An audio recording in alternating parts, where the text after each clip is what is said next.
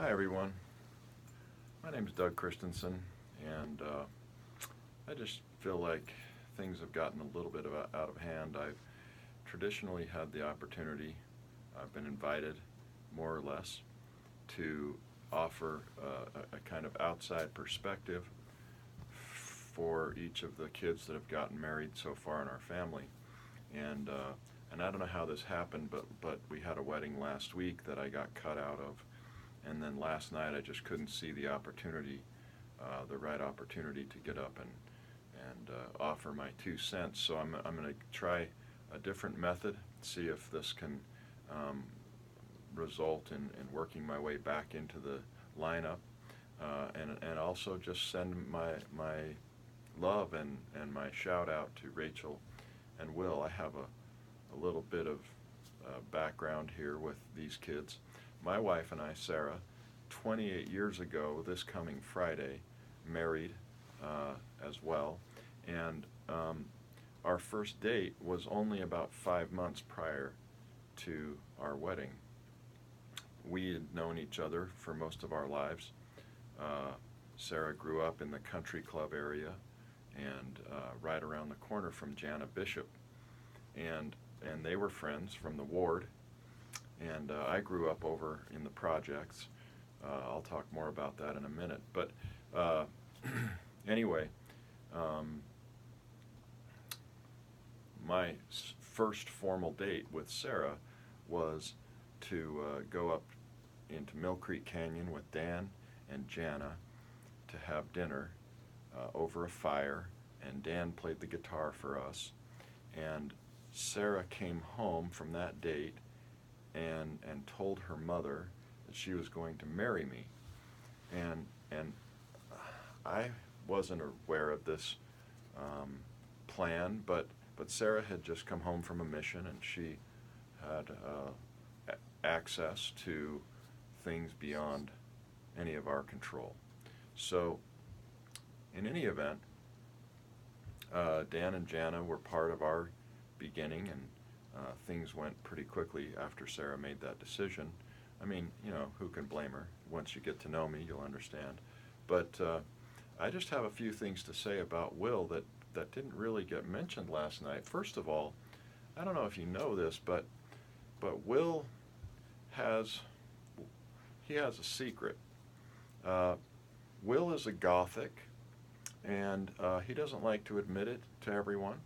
But sometimes he just likes to dress up with some black mascara and lipstick and fingernails, paints his fingernails black, and he wears high boots and one of these spiked collars, and he doesn't really do it in public.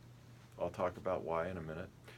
But he has this thing, and so I have it on good authority that sometimes at BYU, just to kind of feel like he was different than everybody else at BYU, he would dress up like this, and one of his roommates, his cousin Andrew, told me, his roommates would come home, and Will would be at the desk studying finance, but he was dressed up like he was one of the members of KISS. And it was kind of alarming, and Will just asked if everybody sort of keeps a lid on it, because this isn't really the Will that is out there in the world. And that's because Will has been raised by Greg, who is a Reagan Republican. He's a classical Reagan Republican. You wouldn't recognize this kind of Republican now.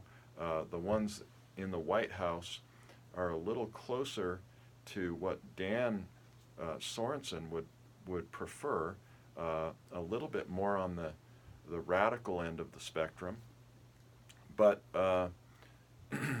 bucking the system and so forth. But Greg is a Reagan Republican, and you can imagine as you watched those videos that Will has grown up in this ideology, and but Will is also a Reagan Republican, but it's not a Ronald Reagan Republican. He's a Nancy Reagan Republican, and basically his motto is dress for success, and that's what he feels really makes a difference in the world. And so, besides that sort of aberrant behavior in the privacy of his own home, I just don't want Rachel to be too concerned when he dresses up a little funny. Most of the time, he is really going to look the part and fit into any social situation. It's going to be perfect. So anyway, Dan, speaking of Dan's radical Republican version of politics, you can't really blame the guy. I mean, I've known him most of his life. When he was about 14 years old, he left home. Well, he was kind of homeless. He would wander around from house to house, and he just wanted to talk to people about Karl Marx, and he was really invested in helping people understand the problems with a Marxist point of view, and they would invite him in, and feed him dinner, and I mean, I think he spent a lot of nights on our couch, which seems to run a little bit counter to the stuff that he wanted to talk about. He wasn't homeless because his family kicked him out, but there were just so many Sorensens that nobody had any idea where he was, and he just wandered away and just started talking to people, not too unlike Socrates back in ancient Athens. Well, so anyway, it looks from the outside perspective like, Rachel is marrying into this Norman Rockwell painting, and if you really understand what happens at the Christensen household on a day-to-day basis, that's the best description I can give.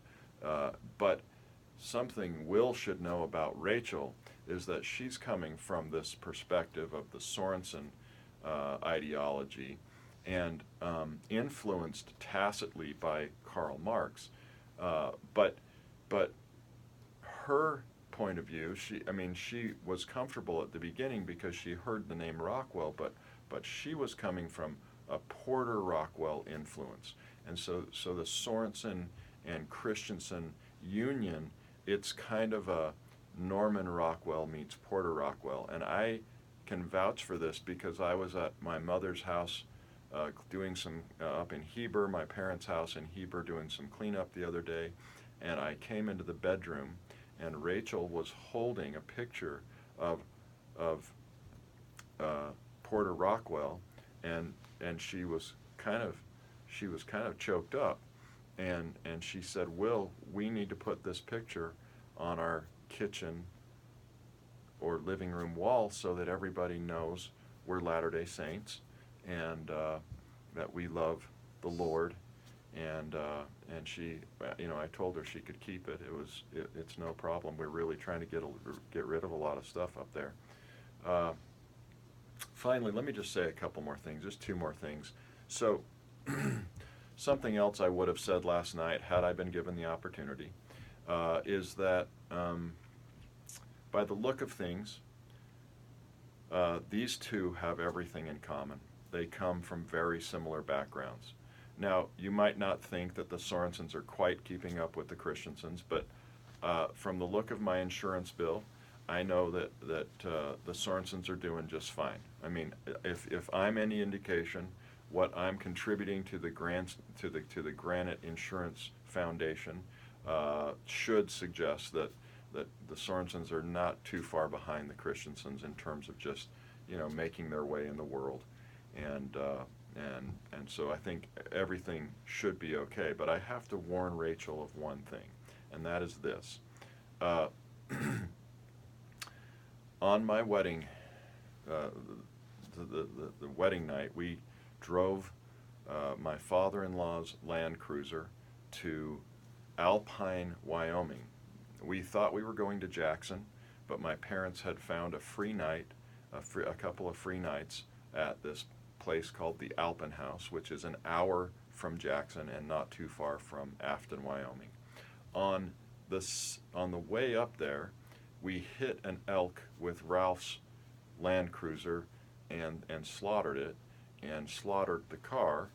And so that really put a damper on things. Not only that, but we went on a ski vacation, and it was about 24 degrees below zero, and there was no snow.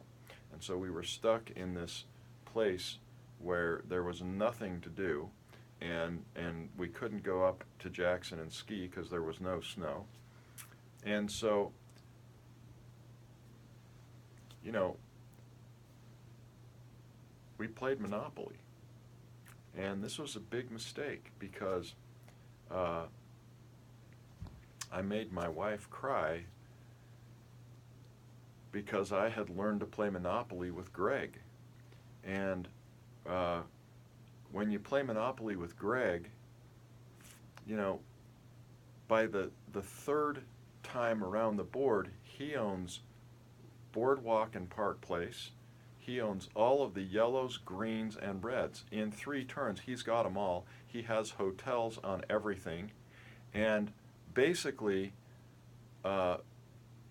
everything is in turmoil. I mean, the rest of your life in that particular game is going to be miserable. He's going to be collecting all kinds of money from you.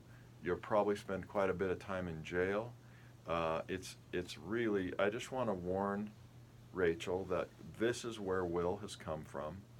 He will not let you, he's got a mean streak, and I don't know, I haven't played Monopoly with Will, but I just know that's coming, like that's going to happen. You're going to play Monopoly with him sometime, and you're going to end up crying because he was raised by Greg, and there's just not a lot you can do about it. Let me say something on a sincere note. I've asked all of the young people in my family, the youth, to refer to me as sir. I've just asked them to be respectful and call me sir. And they all call me Doug. It's very disrespectful. I don't feel like I have any authority as a grown adult figure in their lives. They call me Doug. That's my name, but I've asked them to call me sir, and none of them do. But Will, his whole life, has referred to me as Uncle Doug. And, you know, I mean, I appreciate that. He calls me Uncle Doug. He's always called me Uncle Doug. And Greg and Marion, in spite of all of these other things that may or may not be true, they've raised a good boy who respects his Uncle Doug and refers to him as such. I wish you both a lifetime of happiness. Sarah and I have succeeded to stay together for 28 years, and it hasn't always been Norman Rockwell painting for us, but there's been quite a bit of Porter Rockwell involved there. But we love each other very much, and I know you guys will too in 28 years, and things will be very happy and successful and promising for you. And I just want to leave you my love and affection for both of you. I'm very excited for you. Thank you.